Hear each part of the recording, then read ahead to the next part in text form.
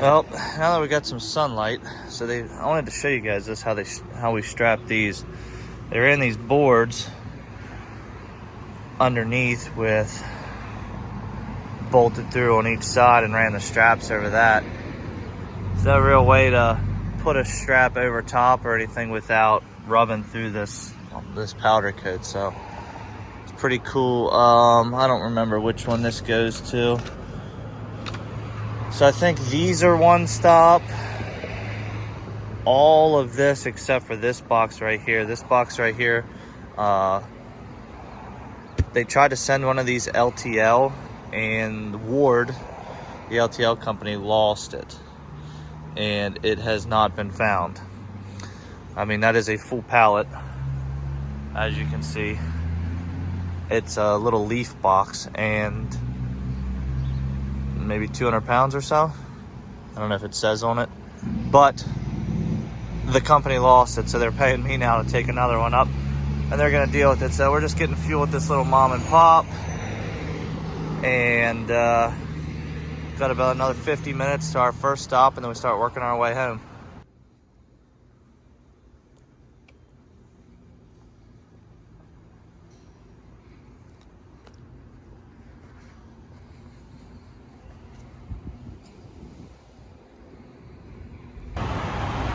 Well, when assholes want to block the pump, you steal the pump. All right, well, we are headed towards Boston. We already made our stop in New Hampshire. It was just that one box, and now we're headed to, oh gosh, it doesn't escape my mind. Somewhere in little north of Boston. I'll think of it and I might put it in here. But anyways, so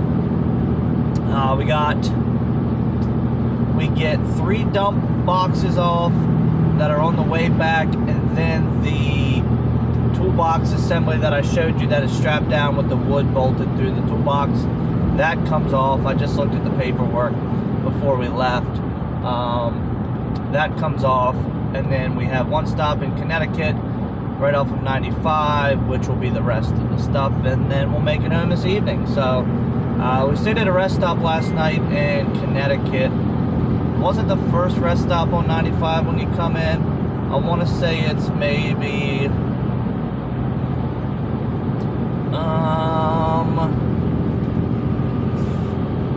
I want to say it's either the second or third one. I'm not sure. Stopped there, went in, got some food, and figured that I had a spot to park. I might as well take advantage of it. That's one thing about coming up to the Northeast, is parking availability is scarce. I knew I had another place in mind, which was just a parking area, and I want to say that was in Vermont. I had to go through a little bit of Vermont to get to New Hampshire.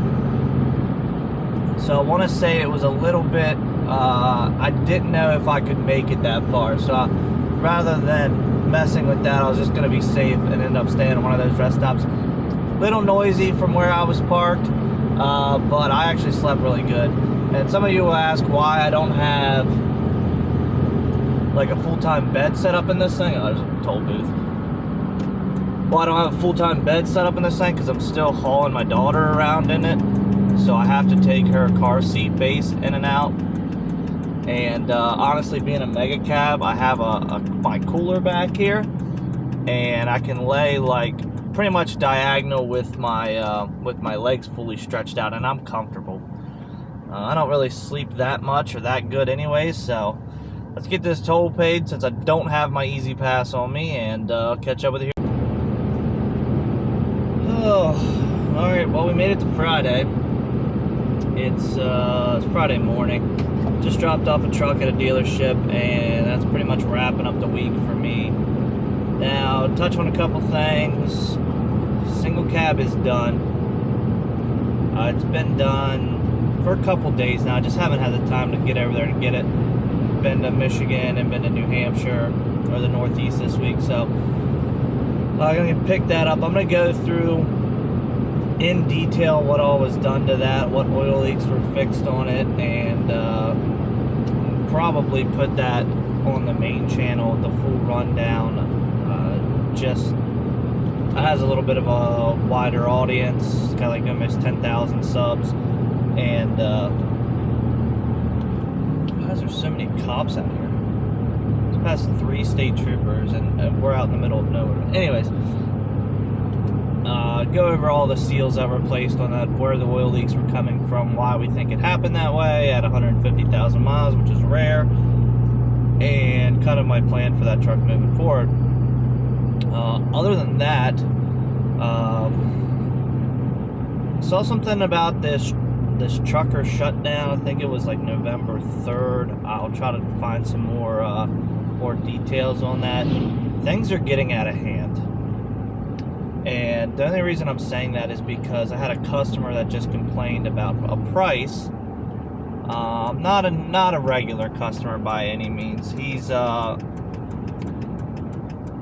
car buyer, but I think he's more of like a window shopper, because he always asks me for a price or when I could move something. I tell him, and then the job never happens. And it's not like it's happened 1 or 2 times like that. It's like every other week, and I don't hear from him from like 3 months, and he's like on me for 3 days, and I'm usually booked out at least a week, and I leave time to fit in my regulars, you know.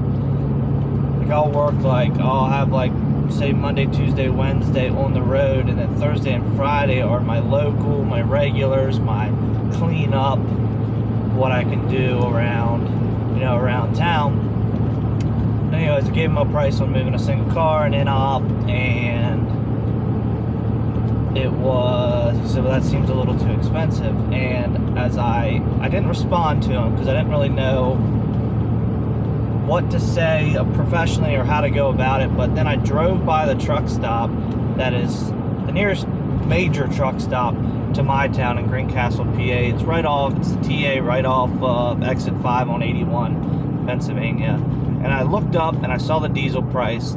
I mean, granted, this is the credit price. This is before the discount with the fuel card. It said $4.29 a gallon. And I'm thinking, a year ago, what were we paying? Like $1.80 a gallon, you know, for gas, and maybe $2.35, $2.40 a gallon for diesel, maybe even less than that. But I remember, like, when fuel started to go up a little bit, like during the whole presidency thing, and it got close to $3 a gallon, and it was like, if I had to pay over $3 a gallon, it was driving me nuts. I remember like going to certain places with the fuel card to pay under $3 a gallon, and now that the sticker price or the credit price is $4.29 a gallon at the major truck stop by my house. And the closest, fuel station to where I live, I think it's like $3.70 some. So it's getting a little ridiculous. So I'm not one to like protest or get into this whole shutdown stuff, because honestly, I mean, I'm willing to do it, but what I do, I don't move goods like dry van reefer guys do. Guys moving flatbed steel, stuff that is, necessities. Yes, cars are necessary, but cars and freight are necessary, but not the stuff I'm moving. So I never felt like I could make an impact, but it's getting to the point where it's so ridiculous, something needs to be done. I mean, fuel is up like, I don't know, 45%, I think, is like, I just saw a chart of all the stats of the increase on everything between lumber, fuel. Say what you want about the pandemic, it's all starting to get a little weird now for me. And I'm not much of a conspiracy theory person, but it is affecting my business, and something needs to be done. So let me know what you guys think about that in the comments down.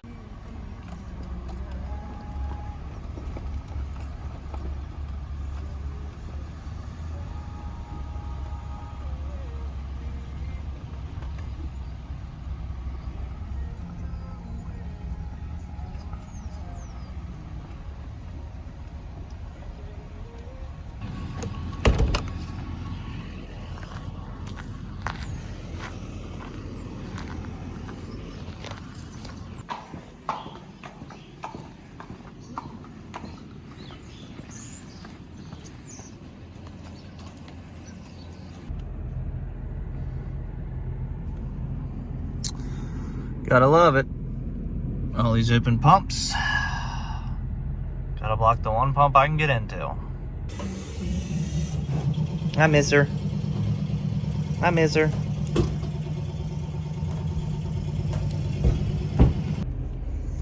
Out here moving some horses with the old lady today. Riding in the Nally.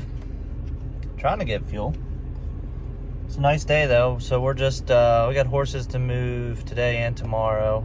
It's part of her business. And let's see, we're down to Virginia today, Harrisonburg, Virginia, and then Leesburg, Virginia tomorrow. Moving multiple horses. I think only one today and then 3 tomorrow. So finally this lady's filled up. Hopefully she moves out of my way so I can get fuel here.